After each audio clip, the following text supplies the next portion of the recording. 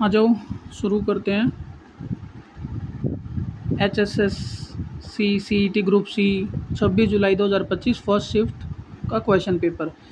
Second shift का भाई 26 जुलाई को जो हुआ था वो मैं ऑलरेडी डाल चुका हूँ वीडियो, तो देख लेना। चलो शुरू करते हैं। पहला क्वेश्चन क्या कह रहा है, इसको थोड़ा मैं बड़ा कर लेता हूँ। इसको ये देख लेना भाई, मैं हाईलाइट कर देता हूँ। ये वाला पोर्शन ये देख लेना। ये कब का पेपर है, ये पेपर जो है ये मैंने हाईलाइट कर दिया, ऊपर देख लेना ग्रुप सी का। ठीक है, सबको दिखेगा। करें शुरू। चलो भाई, हिंदी और इंग्लिश दोनों में दिख रहा है भाई, एक बार देख लो पहले नज़र लगा के, एक बार ध्यान से देख लो। हिंदी और इंग्लिश दोनों में है तो क्वेश्चन पेपर को। तो पहला क्वेश्चन देखते हैं। पहले मैं हिंदी में पढ़ देता हूँ क्योंकि दिक्कत होती है लोगों को। 1857 के भारतीय विद्रोह के बाद अंग्रेजों ने बल्लभगढ़ राज्य पर कब्जा कर लिया था। इसका अंतिम शासक कौन था? हमें बताना क्या है, बल्लभगढ़ का अंतिम शासक बताना है हमको कौन था। ऑप्शन हमारे पास ये है, अजीत सिंह, गोपाल सिंह, नाहर सिंह, बलराम सिंह। ठीक है,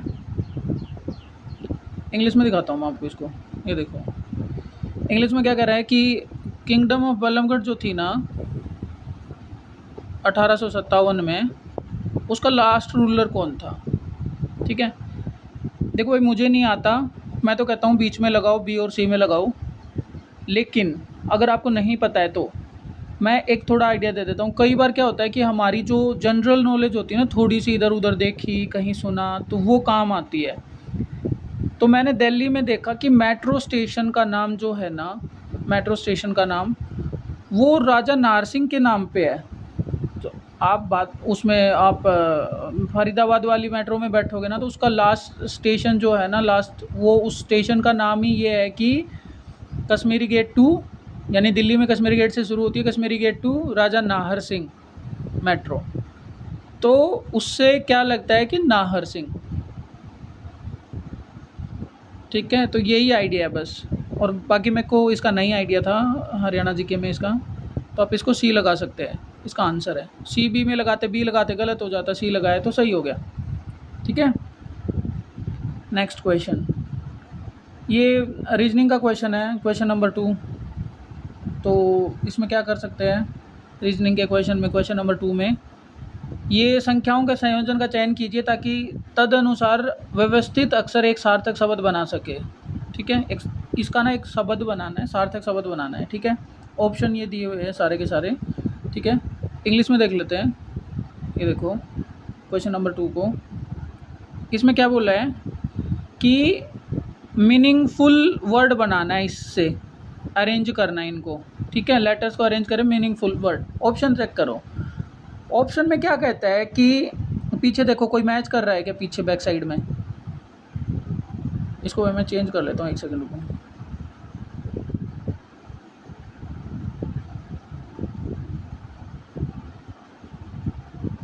हाँ अब सही है। देखो बैक साइड में कुछ मैच कर रहा है क्या, क्या मैच कर रहा है, 1-1। तो हमारा आंसर किधर रहेगा, सी और डी के अंदर, इधर सी और डी में, यहाँ पे क्योंकि लास्ट में क्या है 1-1 रिपीट हुआ है ना, 5-4 फिर 1-1 लास्ट के लेटर वो देखो डिजिट्स। ठीक है, तो 1 लास्ट में आएगा। तो अब 2 से शुरू होगा कि 4 से शुरू होगा वो देखना है। बाकी कुछ रिपीट हो रहा है क्या, एक 6 रिपीट हो रहा है भाई। देखो सेकंड नंबर पे देखो, सेकंड नंबर पे देखोगे तो ये वाला देखो 6 और ये वाला देखो इसमें 6, तो ये 6 रिपीट हो रहा है। ये वाला ये 6 रिपीट हो रहा है, ये गलत लग रहा है हर बार। सेकंड नंबर पे 6 रिपीट हो रहा है, यानी कि आंसर ए या डी में। लेकिन ए में तो 1 नहीं था ना, तो रिपीटेशन सी और डी में थी ना, तो मेरा आंसर क्या हो जाएगा, डी। बना के भी देख लो, 4 को पहले रखो सी, फिर 6 को रखो ए, सी ए, फिर आर कार, फिर 5-3 यानी कि TON कार्टोन बन गया। ठीक है, हमने देखना था 1 की रिपीटेशन, देखते ही हम इसको भूल जाते भाई। ये जो है ना, ये ऑप्शन ए, इसको काट देते और बी को काट देते, दो को भूल गए, अब सी डी में है। और बाद में मैंने क्या देखा कि ए में 6 आ रहा है, इधर आ रहा है, रिपीटेशन हो रहा है, तो आंसर इधर ही होगा। बाकी सब में अलग अलग है सब, ठीक है, ये बना के देख सकते हो। तो इसका यही था भाई। नेक्स्ट क्वेश्चन देखते हैं, हिंदी में देख लो। अगर सुबह सुबह उगते सूरज की तरफ मुंह करके खड़े हो, तो इतना तो नॉलेज है ना कि उगते सूरज की तरफ मुंह करके खड़े होते हैं तो पूर्व होता है, ठीक है। तो आपका मुंह किधर है? पूर्व में। और बाकी देखो ये डायरेक्शन ऐसे बना लो, तो ये नॉर्थ होता है, ये ईस्ट होता है, मतलब पूर्व होता है, ये साउथ होता है, और ये वेस्ट होता है।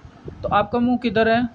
इधर, इस डायरेक्शन में, ईस्ट में, यहाँ से सूरज आ रहा है, तो ईस्ट में आपका मुंह है, मुंह करके खड़े हो आप। तो पहले बोला है आप 90 डिग्री घूम जाते हो, तो आप देखो यहाँ से आप 90 डिग्री घूमते हो, यहाँ से आप 90 डिग्री घूमे, किधर से? इस साइड मुंह था, इधर की साइड घूमोगे आप, इधर इधर 90 डिग्री घूमोगे, तो आपकी डायरेक्शन ये हो जाएगी, साउथ की तरफ हो गई। फिर आप 45 डिग्री वामावर्त घूमते हो, पहले दक्षिण की साइड, फिर वामावर्त मतलब वापस जाते हो। ये क्लॉकवाइज एंटी क्लॉकवाइज है भाई, जिसको इंग्लिश देख लो एक बार, हिंदी में नहीं समझ रहा है। You are facing the rising sun, you are facing the rising sun, ये देखो, you are facing the rising sun, sunrise हो रहा है, आप 90 डिग्री क्लॉकवाइज घूमते हो, यानी कि घड़ी की दिशा में, यानी कि ऐसे घूमोगे आप, ऐसे, ठीक है, 90 डिग्री। फिर देन 45 डिग्री एंटी क्लॉकवाइज, यानी उल्टा घूमोगे वैसे। बात यही हुई ना कि 90 ऐसे आए और 45 ऐसे चले गए, तो यानी कि आप 45 ही घूमे ना ऐसे क्लॉकवाइज, दोनों को 90 में से 45 काटोगे तो कितना बचेगा? 45 क्लॉकवाइज। यानी कि आप कहीं पे, मैं आपको रब करके दिखाता हूँ, आप यहाँ से शुरू किया घूमना आपने और यहाँ से वापस गए, तो आप कहीं यहाँ बीच में आकर रुक गए। यहाँ पे ये ईस्ट था, ये साउथ था, तो ये डायरेक्शन अब किस में हो आप? उसने वही पूछा, which direction are you facing now, तो साउथ ईस्ट नहीं है क्या? ऐसे पढ़ते हैं। ये वाला जो होता है ना, ये साउथ की वजह से पढ़ा जाता है, ये वाला भी साउथ वेस्ट। और ये ऊपर वाले दोनों ये जो होते हैं ना, ये नॉर्थ के कंपैरिजन में पढ़े जाते हैं। इनको इसको जो मैं कर रहा हूँ ये नॉर्थ ईस्ट बोलेंगे, इसको नॉर्थ वेस्ट बोलेंगे, ठीक है, समझ गया। अब आपको एक ट्रिक बताता हूँ, इधर क्या है, ये तो था समझाने का। ट्रिक ये कहती है,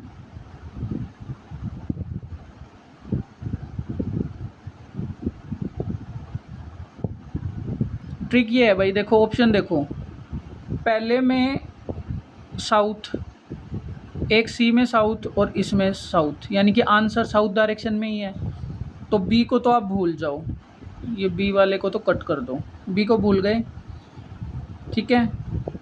अब साउथ वेस्ट और साउथ ईस्ट के दो ऑप्शन आए, यानी कि आंसर मेरा कहीं ना कहीं यहाँ पे होगा, साउथ साउथ में, या तो वेस्ट होगा या तो ईस्ट होगा। अब होगा क्या, वो डिसाइड कैसे करूँगा? तो भाई ऐसे डिसाइड कर लो ना कि ये साउथ ईस्ट है और एक ये ईस्ट रहा, तो ईस्ट 2 बार आया और साउथ 3 बार आया, तो कॉमन क्या हुआ? South east. तो मेरा आंसर बन जाएगा यहाँ पे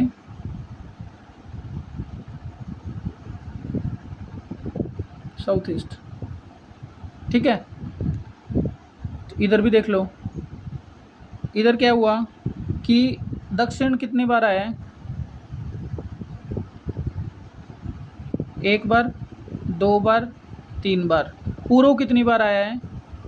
पूर्व देखो, पूर्व 1 बार और ये 2 बार, ठीक है, 2 बार। तो एक दक्षिण 3 बार, पूर्व 2 बार, तो दोनों का कॉमन जो ऑप्शन है वो लगाऊंगा ना मैं। पश्चिम तो 1 बार ही आया ना पश्चिम, तो क्या लगाऊंगा? डी, डी में है ना दक्षिण पूर्व, ये लो आंसर, यही था, ठीक है भाई। मैं थोड़ा थोड़ा आइडिया बताऊंगा, पूरा समझाऊंगा नहीं, क्योंकि समझाने में इतना ज़्यादा टाइम जाता है, समझाने के लिए नहीं कर रहा हूँ मैं ये पेपर में, आपको बता रहा हूँ कि क्या आपको ऑब्जर्व करना है, ऑप्शन में क्या दिक्कत होती है वो देख के आपको लगाना है, ठीक है। नेक्स्ट क्वेश्चन देखते हैं, ये एक बार हिंदी में चेक कर लो भाई, 4 नंबर क्वेश्चन को,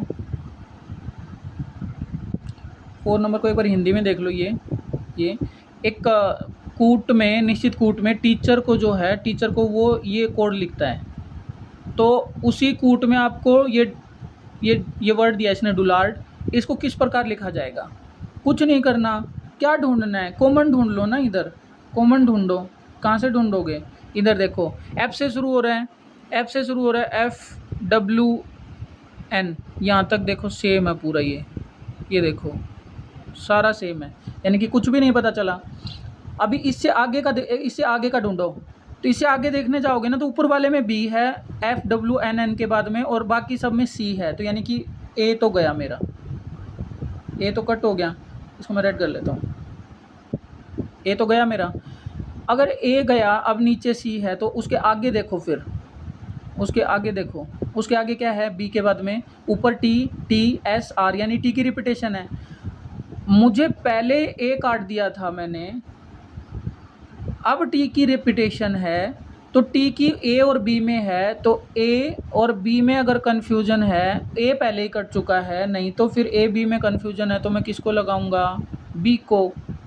तो लगा दो B आंसर, यही तो था। और इंग्लिश वाले में क्या है? यही है। इंग्लिश में क्या दिखाना है? एक बार जिसको भी इंग्लिश देखना है वो पढ़ लो भाई। तो B,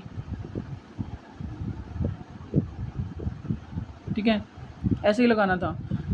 आप क्या करोगे? इसको आप लेके बैठोगे और फिर इसको ना आप टीचर को ये पहले देखोगे कि कॉमन कोडिंग क्या आ रही है, फिर डुलार्ड के देखोगे, तब जाके आपको आएगा। लेकिन मैंने ऑप्शन से किया है, तो ऐसे करना होता है उनको। अगर ना मिले, कन्फ्यूजन है, वो एक से ज़्यादा ऑप्शन मिल रहे हो, तब आप एक दो वर्ड देख सकते हो, पूरा तो कभी भी नहीं देखना होता। ठीक है, नेक्स्ट करते हैं। नेक्स्ट क्वेश्चन है भाई 5 नंबर, हिंदी में देख लो। ये पॉलिटी का क्वेश्चन है। ये भारतीय संविधान के किस अनुच्छेद, कौन सा अनुच्छेद है वो पूछा है भाई, कि हरियाणा एक अलग राज्य के रूप में बनाने में सहायता की। अगर किसी ने भाई आर्टिकल 1, 2, 3, 4 भी पढ़े हैं ना, तो किसके बारे में होते हैं? संघ और राज्य के बारे में होते हैं, यूनियन और स्टेट्स के बारे में, कि क्या नाम होगा, कैसे उसको अलग करेंगे, कौन अलग करेगा, बाउंड्रीज़ को कौन अलग करेगा, बाउंड्रीज़ का नाम, स्टेट्स का नाम चेंज कौन करेगा, बाउंड्रीज़ कौन चेंज कर सकता है। तो ये सब, कौन सा राज्य कब किस में ऐड हो सकता है, कौन ऐड नहीं हो सकता है, वो सब काम कौन करता है?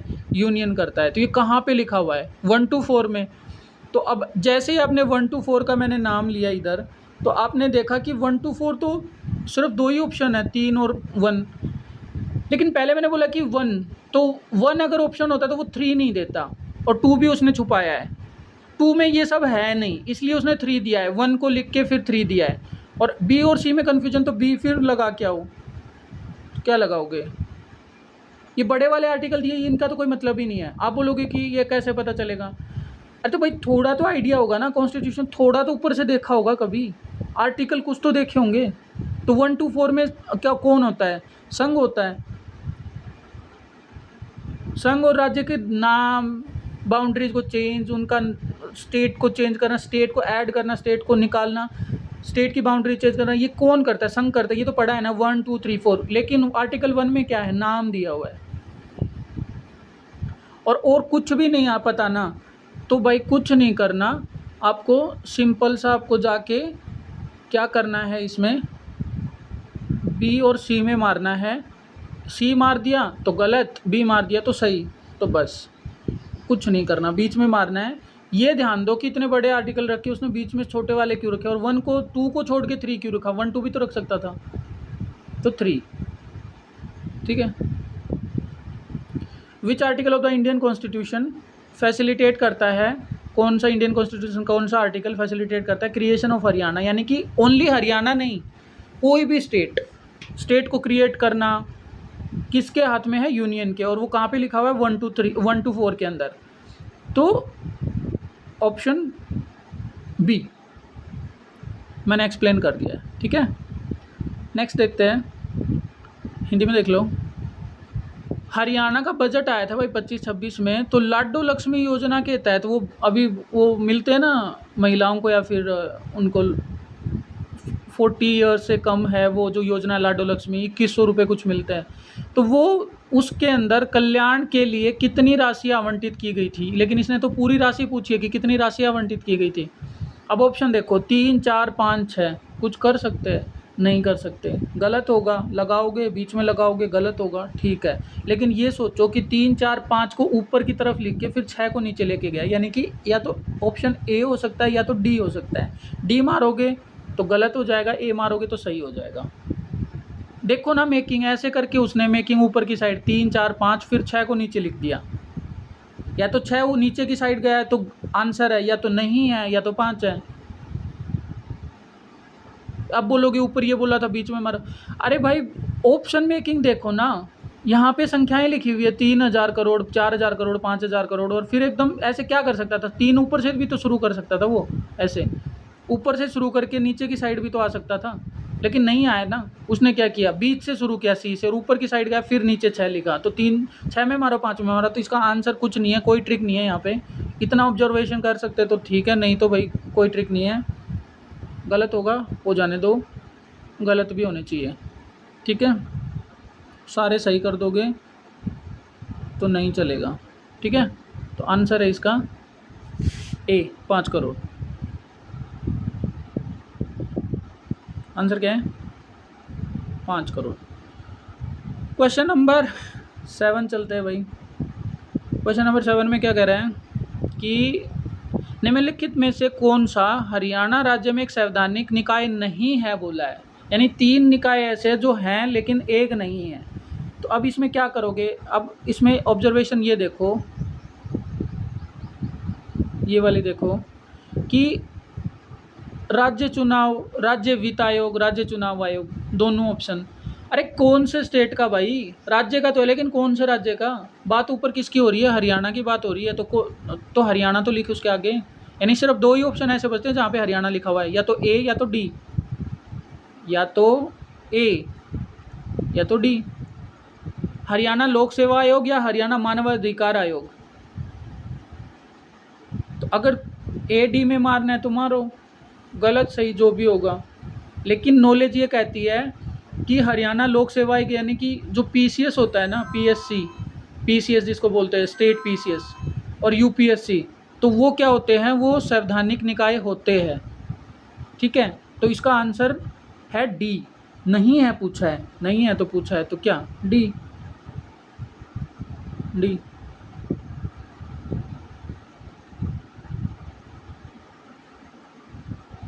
मानवाधिकार आयोग नहीं है। इंग्लिश में देख लो, इंग्लिश में क्या कह रहे हैं कि वही बताना है, नोट बताना है, नोट बताना है, क्या कॉन्स्टिट्यूशनल बॉडी नहीं है हरियाणा के अंदर। तो आपको पता है ना कि पीएससी जो होते हैं, पब्लिक सर्विस कमीशन, यूपीएससी, ये दोनों तो सबसे ऊपर है, लिखे हुए हैं कि ये तो है। और जो इलेक्शन कमीशन होता है, फाइनेंस कमीशन होता है, वो भी। तो मैं तो सिर्फ इतना कहना था कि बी और सी को जब आप सर्च करोगे ना गूगल पे, तो इनके सामने ऐसे लिखा आएगा state election commission Haryana, comma लगा के, स्टेट फाइनेंस कमीशन कोमा लगा के हरियाणा, ऐसे लिखा हुआ है उनमें। तो ये पूरा लिखा ही नहीं है, उसने बताया ही नहीं है कि हरियाणा की, मेघालय की, त्रिपुरा की, नागालैंड कौन। तो ए या डी, ए या डी में तो थोड़ा अगर आपको आइडिया है तो ये वाला, ठीक है। तो क्या रहेगा, डी आंसर। नेक्स्ट, थोड़ा जल्दी करते हैं भाई। पिंजौर गार्डन, यादविंद्र गार्डन किस वास्तुकला शैली का उत्कृष्ट उदाहरण है। मैंने बोला था कि कई बार ऐसा होता है कि वो ऑप्शंस को कैसे देता है 8 क्वेश्चन में, कि वो ऊपर ना जो लिखा हुआ है ना वही रिफ्लेक्ट होता है ऑप्शन में। ये देखो मुगल गार्डन हो गया रिफ्लेक्ट, डी आंसर है भाई इसका। गार्डन से गार्डन मैच किया ना हमने, गार्डन से किसको मैच किया, गार्डन से गार्डन को। ये देखो गार्डन और ये देखो गार्डन, ठीक है। तो आंसर हिंदी में देख, ये इंग्लिश में देख लो, ये देखो पिंजौर गार्डन, यादविंद्र गार्डन, तो मुगल गार्डन आर्किटेक्चर है भाई वो, ठीक है। तो और आप हिस्ट्री में पढ़ोगे ना, तो ये गार्डन वार्डन बनाने की शैली स्टार्ट ही किसने की थी, घर के बाहर चारों दोनों तरफ 4 कोनों में, तो ये की थी मुगल्स ने, ठीक है। तो गार्डन से गार्डन मैच करना है, नॉलेज को छोड़ो। नेक्स्ट क्वेश्चन देखो भाई, 9 नंबर, ये देखो क्या कहता है 9 नंबर। हरियाणा में निम्नलिखित में से कौन सा उद्यान या अभ्यारण्य रामसर स्थल है? रामसर साइट है, रामसर स्थल है पूछा है। तो रामसर ना बहुत इंपॉर्टेंट होता है, बहुत कम साइट्स होती है जो रामसर साइट्स में ऐड होती है, बहुत इंपॉर्टेंट है इंटरनेशनल लेवल पे, तो इसलिए बड़ी वाली चीज़ को हम तवज्जो देंगे। तो बड़ा क्या है, राष्ट्रीय उद्यान के वन्य जीव अभ्यारण्य? तो राष्ट्रीय उद्यान कितने ऑप्शन है राष्ट्रीय उद्यान के? हरियाणा में 2 ही है ना राष्ट्रीय उद्यान, सुल्तानपुर और कलेसर। सुल्तानपुर कहाँ पे है? गुड़गांव में। और कलेसर कहाँ पे है? यमुनानगर या पंचकुला में? पंचकुला में। तो ये वाला। तो बी और डी में कन्फ्यूजन है भाई, बी और डी में, तो क्या लगाओगे? तो बी लगाओगे बीच में, तो लगा दो, ये यहाँ फिर लग गया, तो इसका आंसर क्या हुआ? बी। इसका आंसर हुआ बी। ठीक है, नेक्स्ट देख लो भाई, इंग्लिश में देख लो कि which of the following parks या sanctuary in the Haryana is Ramsar site, ये पूछा इसने, रामसर साइट, तो बी। ठीक है, इंपॉर्टेंस किसको देंगे? नेशनल पार्क को, वाइल्ड लाइफ सेंचुरी से ऊपर। ठीक है, बड़ी चीज़ है, इंपॉर्टेंट है। मैथ का क्वेश्चन है भाई, जिसको निकालना आता निकाल लो, नहीं तो मेरा तो सीधा सा ऑब्जर्वेशन ये कहता है कि ये देखो, ये पहला ऑप्शन देखो और ये लास्ट वाला ऑप्शन देखो, 0.33 0.33, यानी कि आंसर उसको वहीं लाना है। तो बी डी में से इसका आंसर जो है वो ये है, और ए लगा दोगे तो गलत हो जाएगा, कोई नहीं, ए डी में लगाना था। दूसरी बात, अगर इसको निकालना है, सीधा सीधा देख लो कि ऐसे क्वेश्चन को ना बैक साइड से पढ़ते हैं, यहाँ से पढ़ना शुरू करते हैं, ये ऐसे बैक साइड में जाते हैं और ऐसे पढ़ते हुए जाते हैं, ऐसे फिर ऐसे। ठीक है, तो बैक साइड में जैसे ही पढ़ोगे ना इसको, पीछे से यहाँ से पढ़ना शुरू करोगे, यहाँ से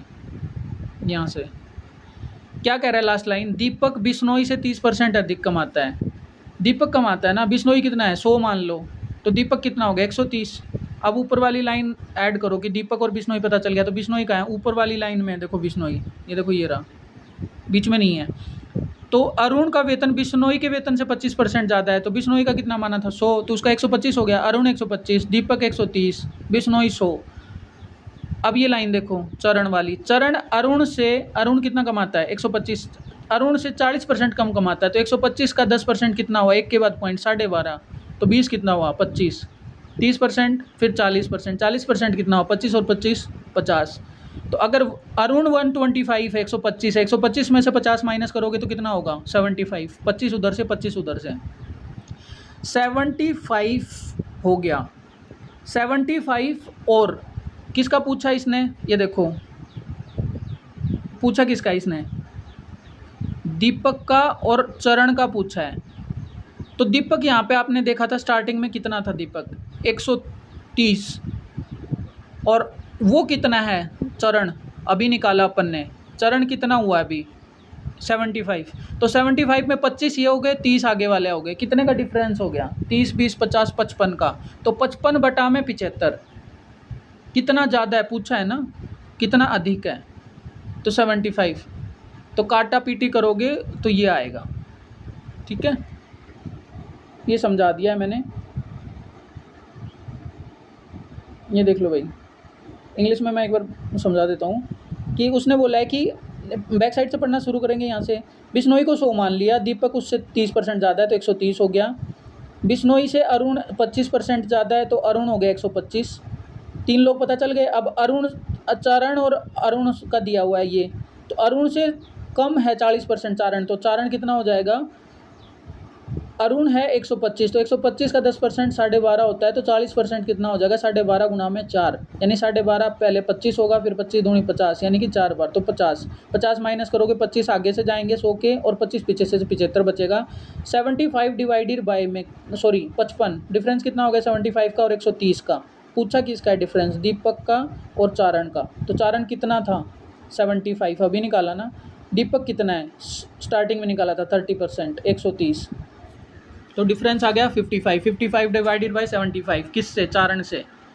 how much Deepak salary more than, किससे, चारण, चारण नीचे आएगा, दीपक ऊपर आएगा, आ जाएगा भाई 55 डिवाइड बाई 75 इंटू 100, तो ये आंसर आएगा। ठीक है, मैंने कॉमन बता दिया था कि 0.33 में मारना है, तो ए डी में से मार के आओगे तो टाइम भी बचेगा और जल्दी भी हो जाएगा। ठीक है, नेक्स्ट क्वेश्चन है भाई,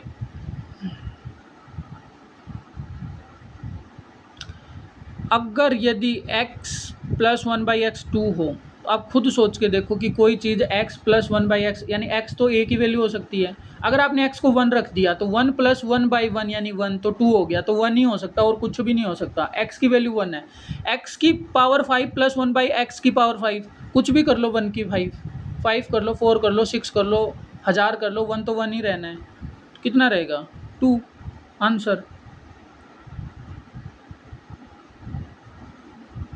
ठीक है, समझा? ऐसे ही इधर इंग्लिश में क्या है, वही है सेम, अगर ये कोई 2 है तो उसकी पावर कितनी भी कर लो क्या होगा 2, आंसर ए। नेक्स्ट क्वेश्चन देखो भाई, नेक्स्ट क्वेश्चन कहता है कि 14 सेंटीमीटर की भुजा वाले एक ठोस धातु के घन है भाई, घन, आपको क्या दे दी, 14 सेंटीमीटर उसकी भुजा दे दी, पिघालकर 1 सेंटीमीटर त्रिज्या वाले छोटे गोला बनाया जाता है। गोला और घन का कंपैरिजन है भाई, कितने गोले बन जाएंगे, तो गोला नीचे आएगा भाई, ऊपर आएगा, ऊपर आएगी किसकी वॉल्यूम, आयतन किसका आएगा, घन का, नीचे किसका आएगा, गोले का। तो बोल रहा हूँ भाई सुनना ध्यान से, तो ऊपर आएगा घन का, घन का कितना होता है ए की क्यूब, ठीक है, भुजा की क्यूब, क्यूब मतलब घन, तो भुजा गुना भुजा गुना भुजा, तो कितना हो जाएगा,